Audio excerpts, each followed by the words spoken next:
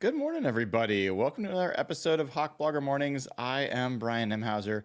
You can find me on Twitter and Instagram at Hawk Blogger, and this is a special episode. I am in transit and so could not be with you actually live, but wanted to make sure we keep the streak alive. Fresh content every single day about the Seahawks. And while I am in transit from Portland, driving up to the game to get there as soon as I can, I wanted to make sure we did a little pregame show. And so some of the information I may talk about could be outdated by the time we get to this point on Sunday.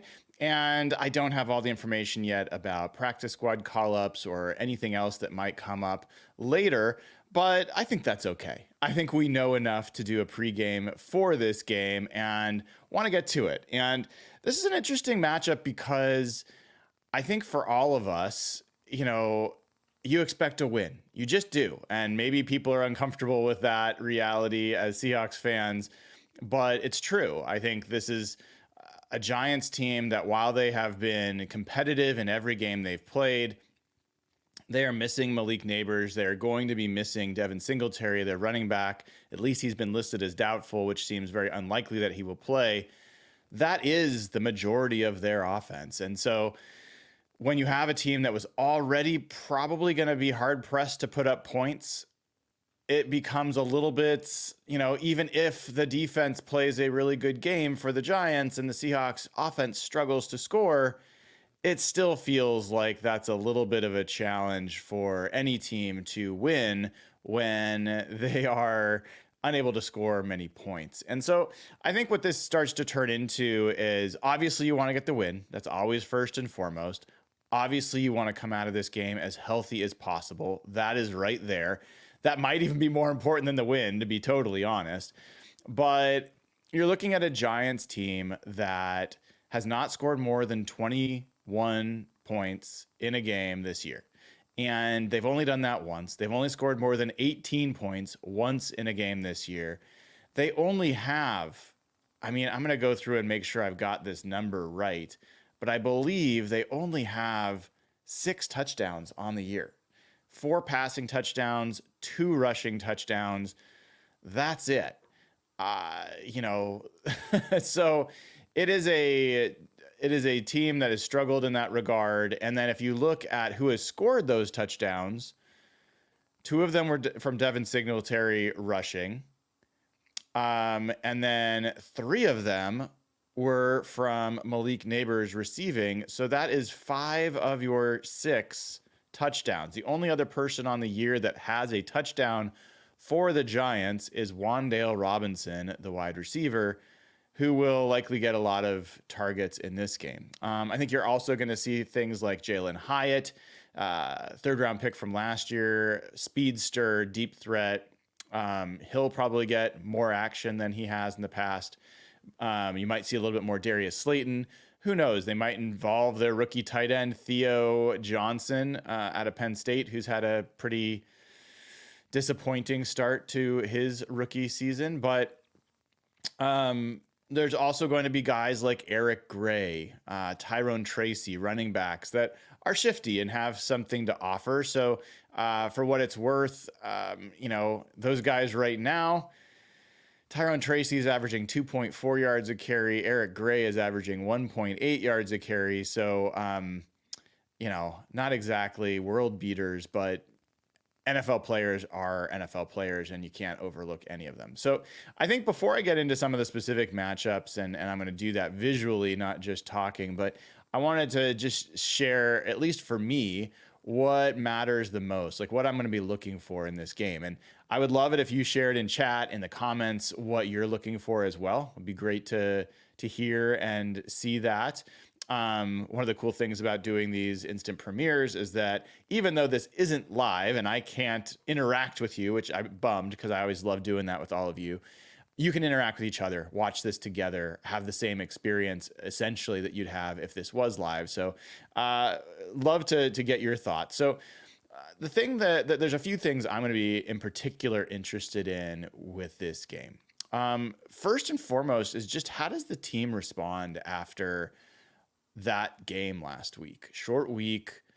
they heard a lot about it from the press. They heard a lot about it from others. How do you respond after your defense gets steamrolled? What's the response? How do you look? And this is a weak, it is just reality. It is a weak Giants offense with a highly questionable quarterback. They have a decent offensive line. It's not a good offensive line, but it's a decent one. You are now looking like you're going to be relatively healthy. We may see for the first time in a regular season game Uchenna Nwosu and Leonard Williams on the field at the same time. I think we got to see that during the preseason, but this would be the first time in a year that Uchenna Nwosu would take the field.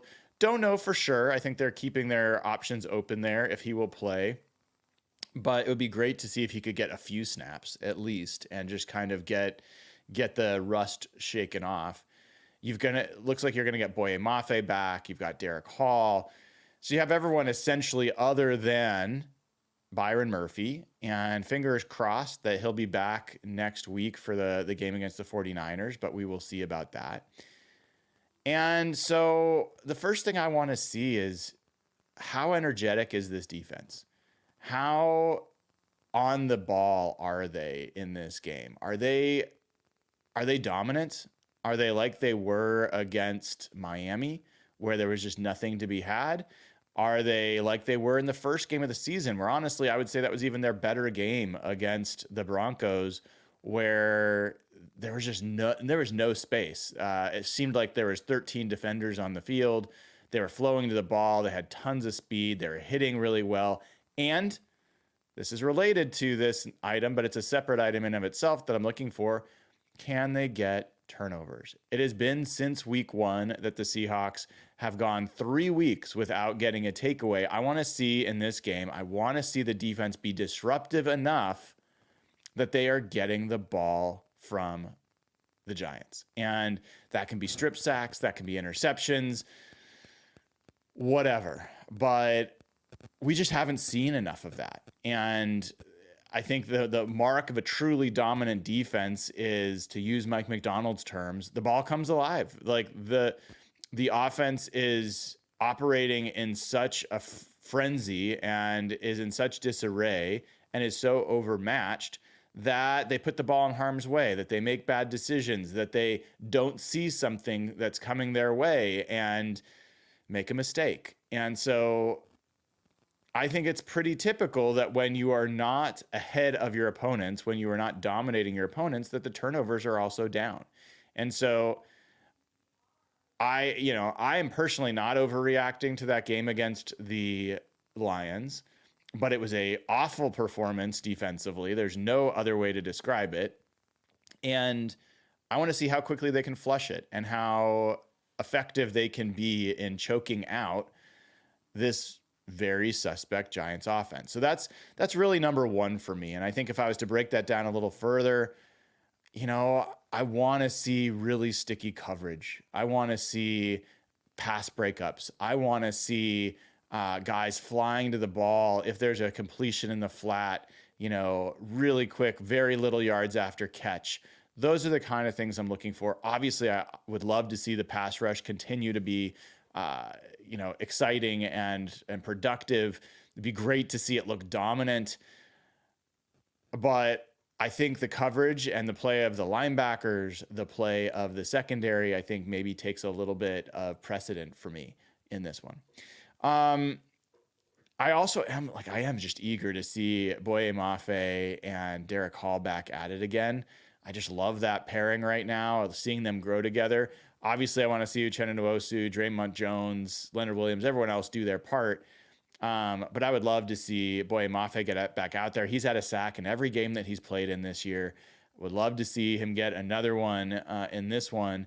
And, it certainly seems plausible that even if this offensive line is meaningfully better than the one that the Seahawks faced last year, they had 11 sacks. It would, if they get 5, that would be great. So let's see if that can happen. I think offensively, the thing that I'm looking for is I expect the Giants to have their cornerbacks, Drew Phillips, the rookie, as well as Adoree Jackson back from injury. I think then they have Deonte Banks. I want to see if they are able to get DK Metcalf his fourth straight 100-yard game.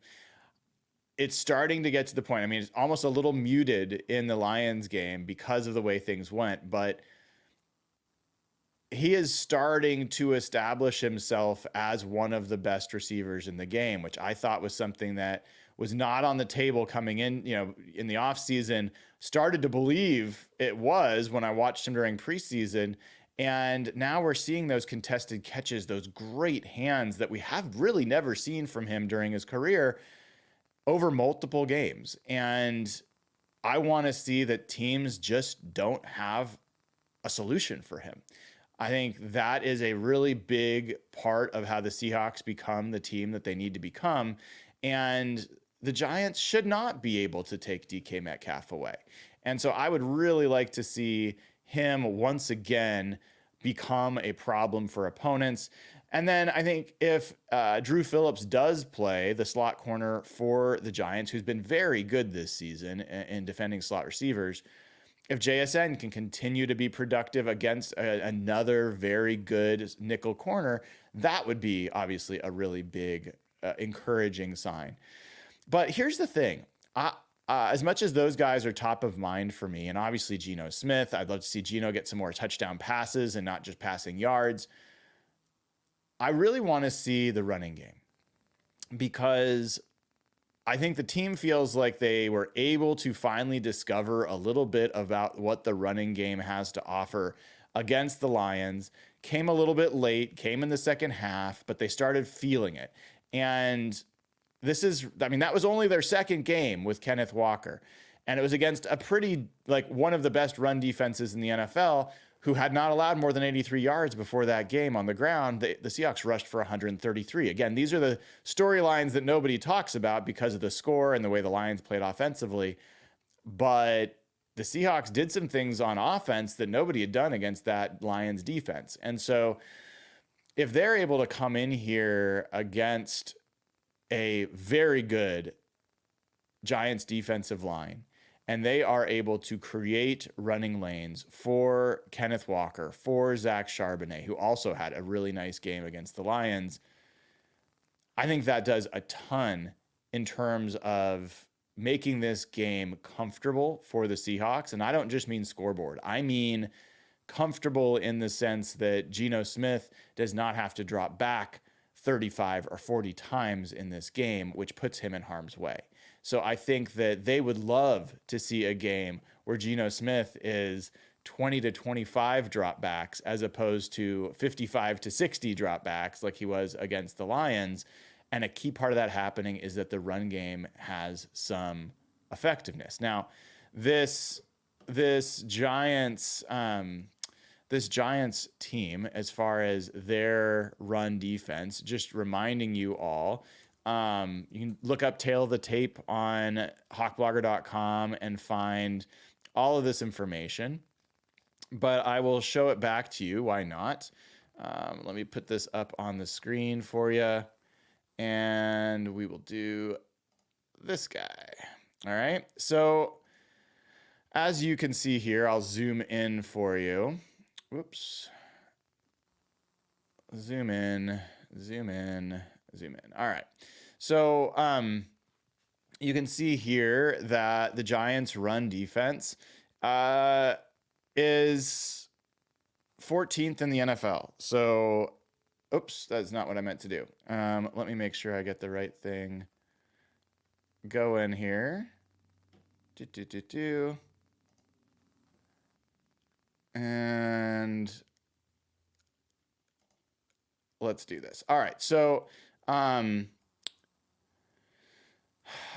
as far as the Giants' run defense, so they're 21st overall in defense, but they are 14th in run defense. So right here is the matchup between the Seahawks run offense, which, by the way, is 5th in the NFL, believe it or not, from DVOA, versus a 14th ranked Giants run defense.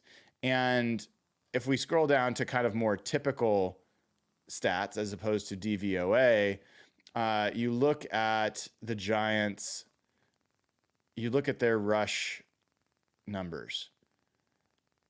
And what you get here is on the right-hand side, you can see that in terms of rush yards, they're 15th in the NFL. Yards per rush, 24th in the NFL. And in terms of rush EPA allowed, they're 19th in the NFL. So this is not a great run defense. And I think that the Seahawks being able to put up, can they put up 180 plus rushing yards in this game? I think that's the kind of rushing performance we're looking for, like 170, 180 yards rushing, 200 yards rushing. That would be really meaningful for this team. And I think give the offensive line some confidence and also have the offensive line firing off the ball, as opposed to having to constantly drop back to try to pass protect against Brian Burns, against Kayvon Thibodeau, against Dexter Lawrence. That's a big ask. And so I think Ryan Grubb understands that. I think that they know that they want to get the run game a little bit more going initially. And that's going to be a big part of how this game unfolds. If they're not able to do that, they will go back very comfortably to their hurry up passing attack, let Geno pick people apart. But I would have to assume that if you're the Giants and you just have seen what has been the number one pass offense in the NFL with all those weapons at receiver, that you are saying we are going to have two safeties back. We are going to have to make you run the ball, and we're going to take our chances with your receivers not being able to get a lot of explosives. And this is the number 2 team in the NFL in terms of explosive passes, right? This is the number 2 offense in the NFL in terms of explosive passes. But the Giants defense, number 26 in the NFL in terms of allowing explosive rushing plays.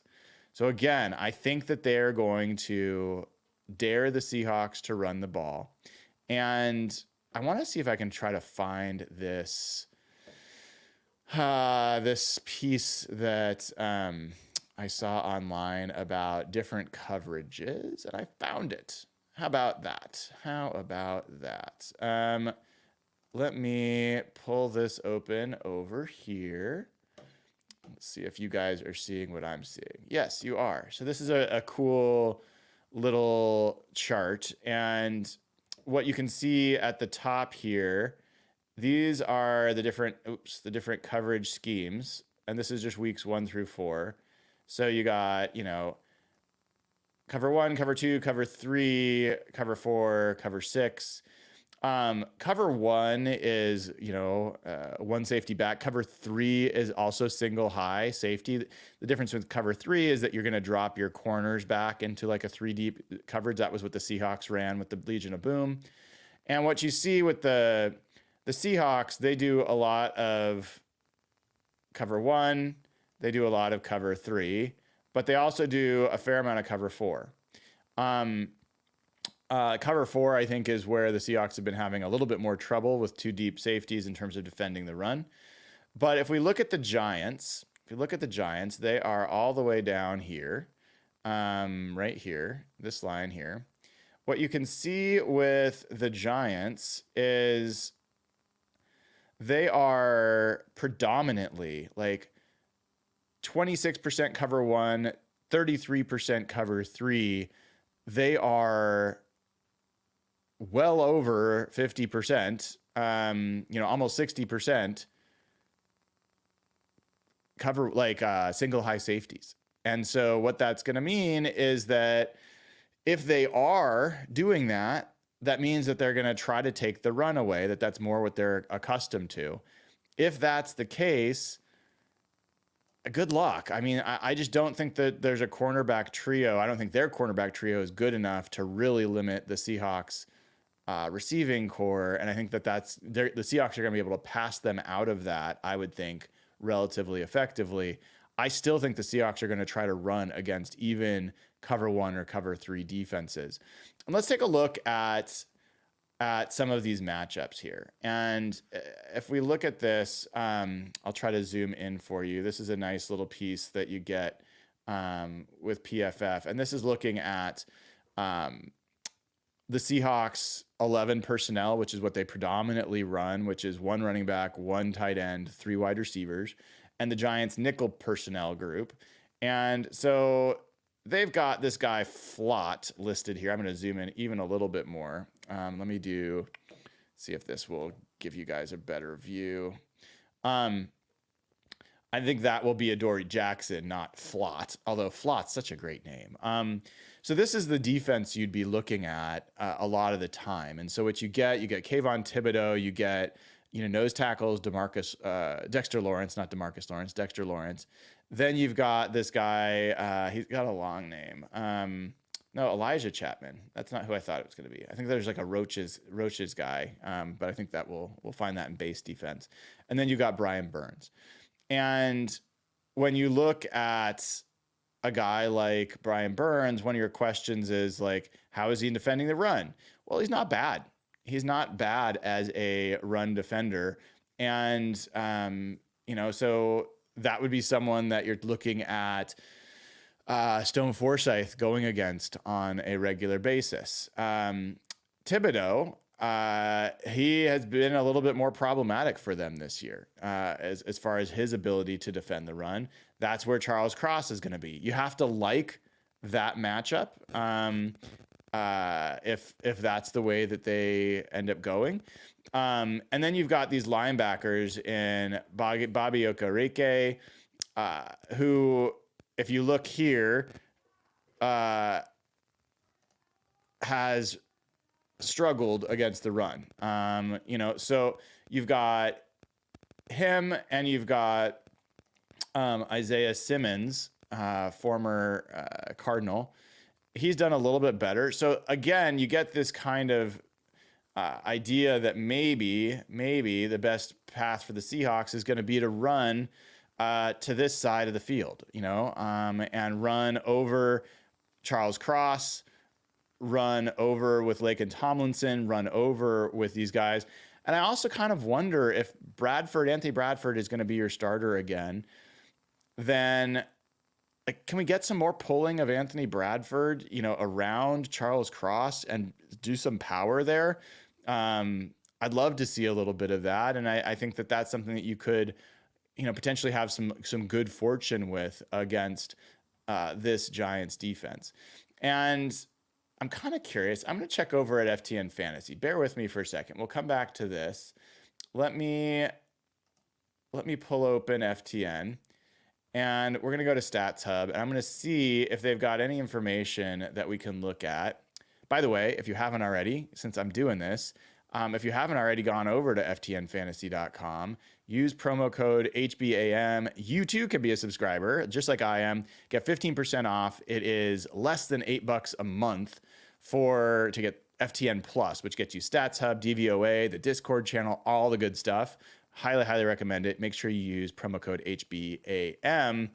What I wanted to see is defense and rushing defense, and I wanted to see if they give us any information about which side of the field teams have had luck with.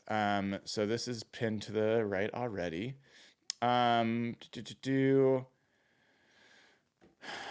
We get outside zone. So let's see how much outside zone the Giants have faced. So the Patriots have faced the most outside zone.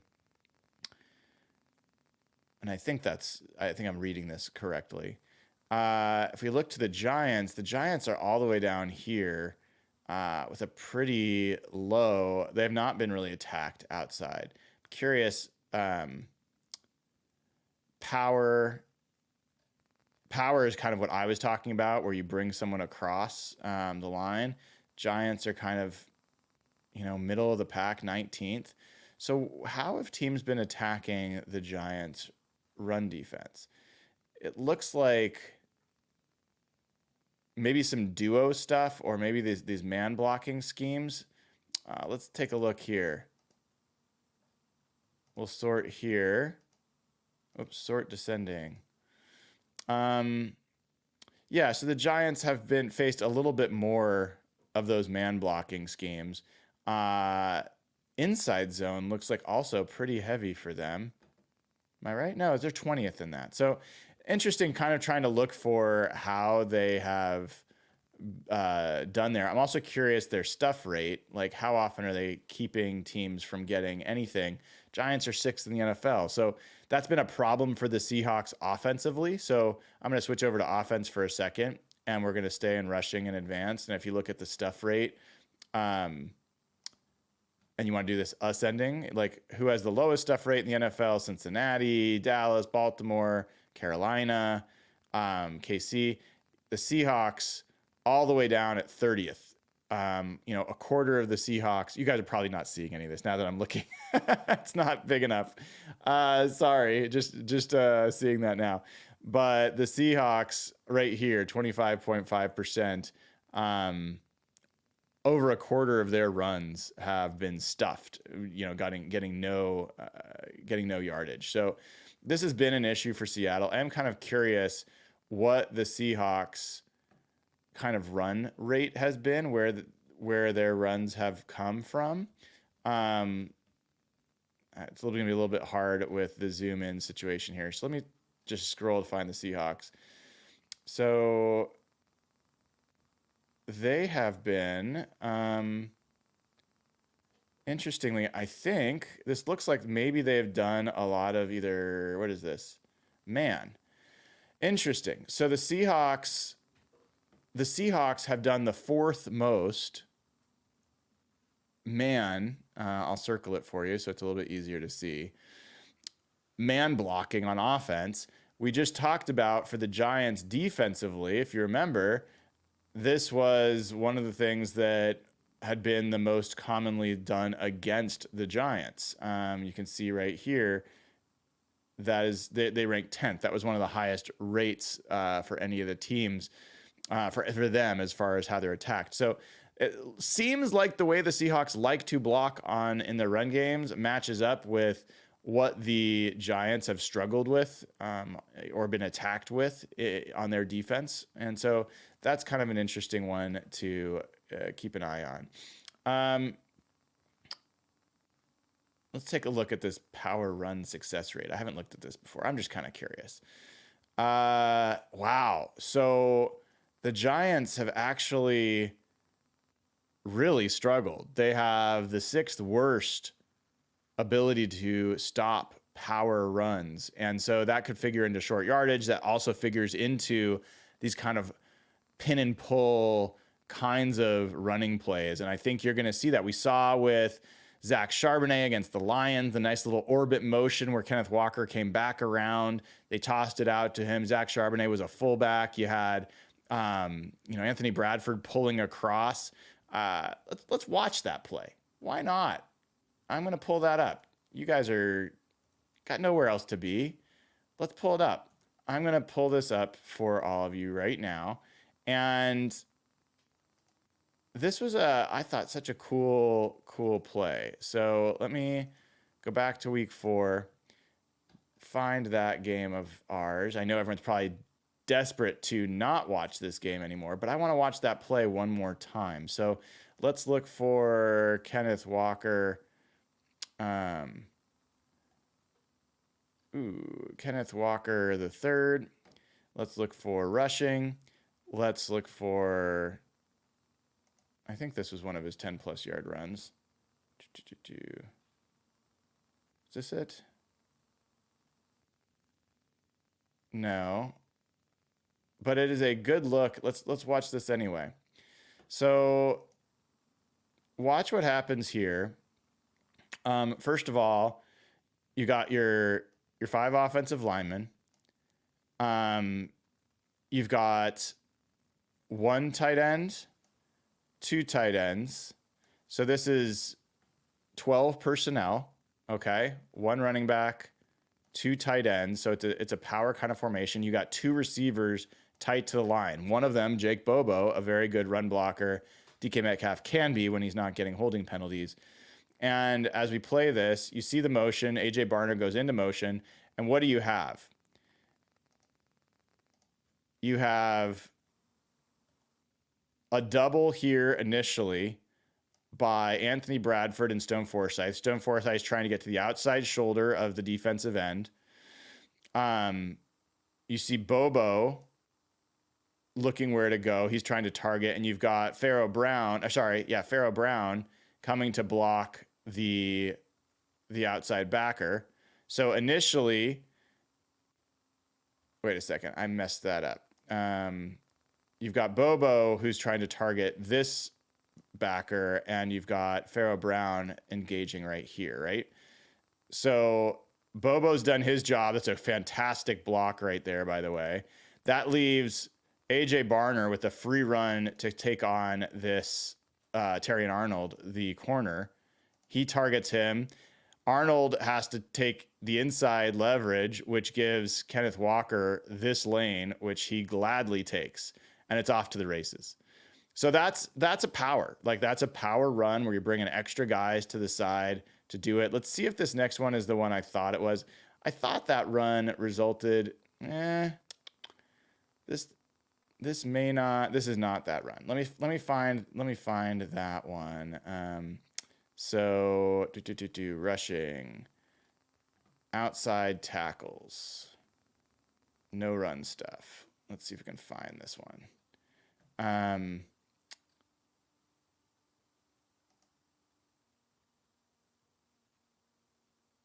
This went left side. That's not the one I'm looking for. I think. Let's check this one. Is this the one? No, this one we just watched. I know it was around right end, and I knew it was an orbit motion. I think this might be it. Yes, this is it. Sweet. So this is a cool one. So really interesting formation here. You've got, in this case, this is a 2-back formation, 1 tight end up here. And so this is 21 as opposed to 12. This is 21. 2 backs, 1 tight end, and 2 receivers here. And so you've got Kenneth Walker initially set up as like the trips receiver over here, and you've got Zach Charbonnet in the backfield. And what happens here, Kenneth Walker, when I say orbital motion, what I mean by that is, let's do that one more time. I mean by that is he is orbiting around the quarterback, and you see him in this play, you absolutely get a pulling player.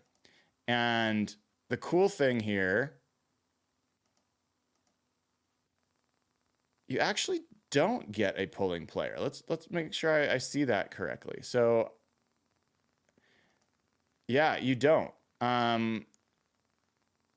You have all the linemen are just firing off.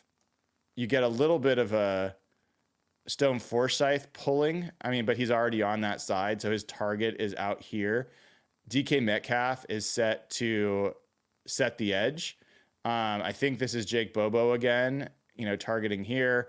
And you've got Laken Tomlinson looking to get to the second level, and you've got Zach Charbonnet as your lead blocker. And so on this play, unfortunately, DK Metcalf not able to hold his block, which limits a little bit here. Everyone else is doing a pretty good job, relatively speaking. And so Kenneth Walker is able to get around that guy, but Stone Forsythe was not able to target this player. So he is able to fire off of Stone Forsythe's block and end up, I think he ends up making the tackle here, yeah. But still, cool little play. And I think we can potentially see some of those things against the Giants in this game. So that was, this is kind of like one part of the matchup. If we look at their base defense, let's look at their base defense. This is the Nunez Roches guy that I was mentioning before. So This is a guy that's not going to give you a lot of pass rush, but is a bigger guy, can help you in run defense, but not a great player. And again, I still like running off this left side. I don't think the Seahawks have done that. I think that they have an advantage there. That's been their best run blocking group, and I'd like to see a little bit more of that. If we look at the other side of this matchup, so let's look at the Seahawks on defense. This is likely going to be Jerome Baker, not Tyrese Knight. This is looking like this is going to be Leonard Williams, maybe Jonathan Hankins, but Leonard Williams. We may see Uchenna Nwosu here, maybe Boye Mafe and Derek Hall. And the receiving crew, or the defensive back crew. But, you look at this receiving core, Wan'Dale Robinson, Darius Slayton, Jalen Hyatt, Theo Johnson, the tight end. It's just not a dynamic group. Offensive line-wise, you've got Andrew Thomas, who's a very good player, but the rest of these guys are not particularly great. So, I think the lineup here favors the Seahawks significantly. And if you look at the tail of the tape, even before you look at, before you take out all the players that they've lost, this is how it looked heading into this with Malik Neighbors, with Devin Singletary. Basically, the Seahawks defense has an advantage everywhere. And so what you want to see in a game like this is you want to see a dominant performance. You want to see the Seahawks comfortably win to the point where they are able to maybe even rest guys. That would be a huge outcome in this game if they could rest some guys. And let's see if they can just go out and really make this one not close. It's not very normal. Like, how often do we get to see laughers in Seattle? It feels like it's been a long time. In fact, I'm going to take a second because, again, why not? I want to look back and see, when's the last time the Seahawks had a 30-point victory? When's the last time they had just a totally blowout win? I feel like maybe you guys in chat, let me know. You'll maybe guess before I find it. I'm going to let's see, statistical filter, point differential, 30 points. When's the last time the Seahawks won by 30 points? Team is Seahawks. Maybe you guys know this right off the top of your heads. I do not. Last time the Seahawks won a game by 30 or more points was 2020 in Week 14 against the New York Jets. They won 40-3. Who played in that game? Anyone want to guess? That was Sam Darnold. Mr. New York Jet Sam Darnold was 14-26 for 132 yards. Russell Wilson was 21 for 27 for 206 yards and 4 touchdowns. Geno Smith got to play in that game. He was 4 for 5 for 33 yards. So that's the kind of game that would be fantastic for the Seahawks to be able to get. When's the last time before that? 2016. So there's only been one game in the last 8 years where they've won by 30 points. 30 points is a lot. But if you want to actually see guys pulled from the game in the fourth quarter, you got to be up by more than 3 scores. And so, you're talking about pushing 21, 28, something like that, for the Seahawks to be able to win like that. I'm just curious, when's the last time they won by even 25? Let's just see. Same. Yeah. So there haven't been a lot of these blowout wins. Let me even make it lower. 20. When did they last time they won by 20 points? We know they won by 24-3 against Miami. So we got that. We got the same score last year against the Giants. But I mean, even that's kind of interesting that 24-3 game against Miami that everyone was like, oh, that was so ugly. That was the largest Seahawks margin of victory in a year. And there was only one game all of last year where they won by that many points. There's only been one game in each of the last 4 years that they've won by that many. So yeah, it's not common for Seahawks fans to get to see a comfortable victory. It's just not. This is a game where you'd like to see that happen. All right, folks, if you haven't already clicked like and subscribe, please do. I would greatly appreciate it. I will be running my way to the stadium to get there to watch it with all of you and hopefully have lots of good stuff to talk about. We will do a post-game show once I get back to my house, which may take longer than normal, but we'll do our best to get that squared away. Appreciate all of your patience and all your support as we kind of go through all these different situations for the first time for me, figuring out how to balance all these different things. But good luck today. Hopefully everyone has a great time. Hopefully it is a great Seahawks win, and we can talk about what will be a huge matchup against the 49ers starting tomorrow. So until then, everybody, I am Brian Nemhauser. You can find me on Twitter and Instagram at HawkBlogger. This has been episode 196 of Hawk Blogger Mornings. Take care, y'all.